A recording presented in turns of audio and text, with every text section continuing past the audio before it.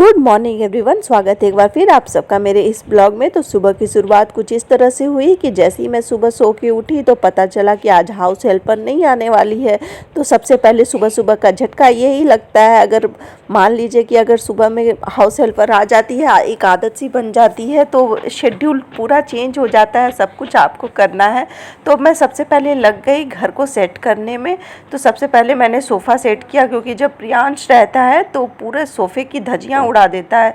तो मैंने सबसे पहले सोफ़ा ही सेट कर लिया। उसके बाद मैंने जल्दी जल्दी से मैंने आज सुबह की चाय पहले नहीं ली थी। मैंने सोचा कि थोड़ा बहुत काम निपटा लेती हूँ, उसके बाद ही मैं चाय लूँगी। तो आज घर में कोई ज़्यादा जेंट्स नहीं थे, सिर्फ मैं और मम्मी थे और प्रियांश था। तो खाना का भी वैसा हेक्टिक नहीं था, तो मैंने सोचा कि पहले थोड़ी क्लीनिंग ही कर लेती हूँ, उसके बाद आराम से बैठ के चाय पीऊँगी। क्योंकि अगर सर पे काम का टेंशन रहता है तो चाय का भी मज़ा नहीं आता। और मैं चाय के लिए बिल्कुल पीस वाला टाइम चुनती हूँ कि हाँ, एकदम पीसफुली मैं चाय पी सकूँ, कोई डिस्टर्बेंस के साथ बिना।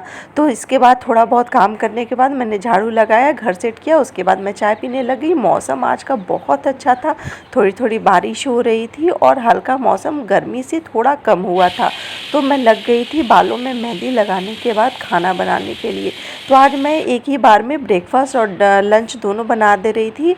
और यहाँ पिजन मम्मी कहीं गई हुई थी, दोनों बच्चे आराम से रेस्ट मूड में थे और दोनों काफ़ी बड़े हो गए हैं। और आज मेरा मूड हो रहा था साड़ी पहनने का, क्योंकि हमें आज जाना था मार्केट। तो मैं रेडी हो गई थी सुबह सुबह साड़ी पहन के। मुझे साड़ी के लिए मेरा स्पेशल कॉर्नर है, मुझे बहुत अच्छा लगता है साड़ी पहनना। वैसे ओकेजन नहीं मिलता है, लेकिन मुझे साड़ी पहनना बहुत अच्छा लगता है। और साड़ी के साथ होता क्या है, अगर मैं डेली भी पहन सकती हूँ, लेकिन साड़ी के साथ उतने काम हैंडल्स नहीं हो पाते हैं और कंफर्टेबल नहीं लगता है। तो इसीलिए अगर कम काम है, कहीं जाना है, तो मैं साड़ी प्रेफर करती हूँ। तो आज मैंने वही साड़ी पहना था। आज जब मुझे मार्केट जाना था तो मैंने फटाफट से साड़ी डाल लिया, तो एक अलग सी फीलिंग आ रही थी। फिर हम लोग सब रेडी होके निकल गए। तो निकलते निकलते बारिश तो छूट गई थी, बट गर्मी अभी भी एज इट इज़ थी। गर्मी बहुत ज़्यादा लग रही थी और धूप भी वापस से आ गया था। फिर हम लोग पहुंच गए थे मार्केट। एक्चुअली हमें काम था ज्वेलरी शॉप में, लेकिन वो काम बन नहीं पाया, वहाँ पे काम नहीं हो पाया। तो फिर हम लोग गारमेंट शॉप में चले गए गारमेंट देखने के लिए, क्योंकि मम्मी को था कि प्रियांश के लिए कुछ कपड़े खरीदने हैं। हम लोग जब भी आते हैं धनबाद, मम्मी को प्रियांश के लिए शॉपिंग करना ही होता है, चाहे उसके पास कितने भी कपड़े रहे। तो हम लोग चले गए शॉपिंग करने के लिए। तो वह सबसे पहले हुई प्रियांश की शॉपिंग। कुछ शॉपिंग करने के बाद तो हम लोग नीचे उतर ही रहे थे, तो मैंने बोला मम्मी को कुछ देख लेते हैं। तो मुझे एक साड़ी भी पसंद आ गई, तो मैंने एक साड़ी भी ले ली। तो इस तरह से आज बीता हमारा पूरा दिन।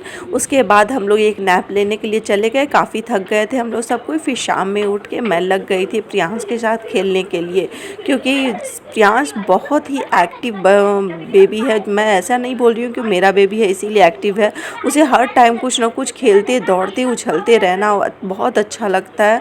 और आज उसका दोस्त जो है वो चला गया था समर वेकेशन के लिए अपनी नानी के घर पे।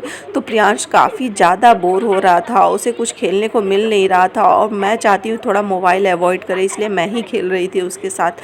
तो इस तरह से बीता आज हमारा दिन। उम्मीद करती हूँ आपको ये ब्लॉग अच्छा लगा होगा। Thanks for watching.